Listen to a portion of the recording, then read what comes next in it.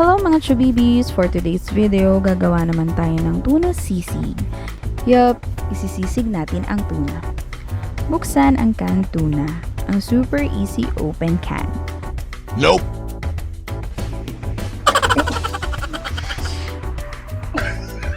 Isa pa. Kaya mo yan. Sige. Huwag pilitin gumamit ng ibang paraan kung hindi kaya hilahin. Strain natin ang oil.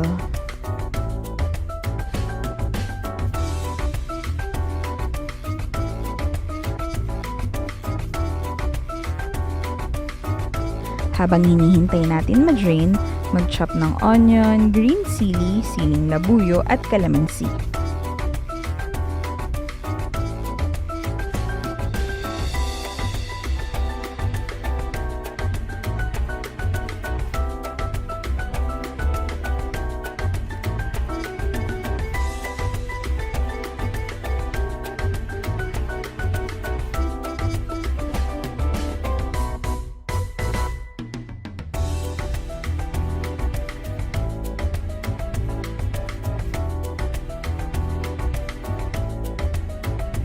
Ayan, pwede na natin i-fry ang tuna.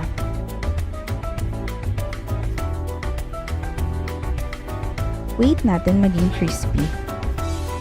Then, sa isang bowl, pigain ang calamansi, ilagay ang salt, oyster sauce, mayonnaise.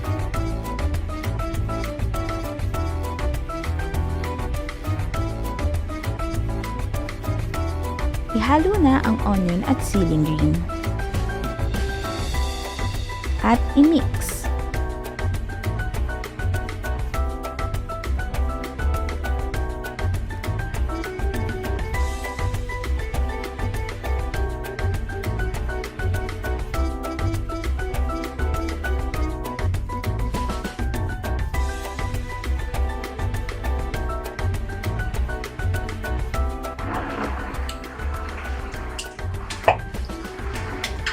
Ilagay na natin sa crispy tuna at lutuin pa ng konti.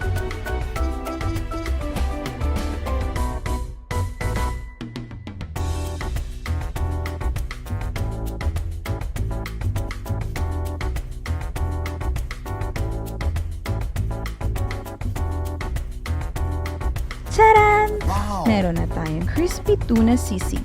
Naalala mo asan na yung siling labuyo na chinap kanina?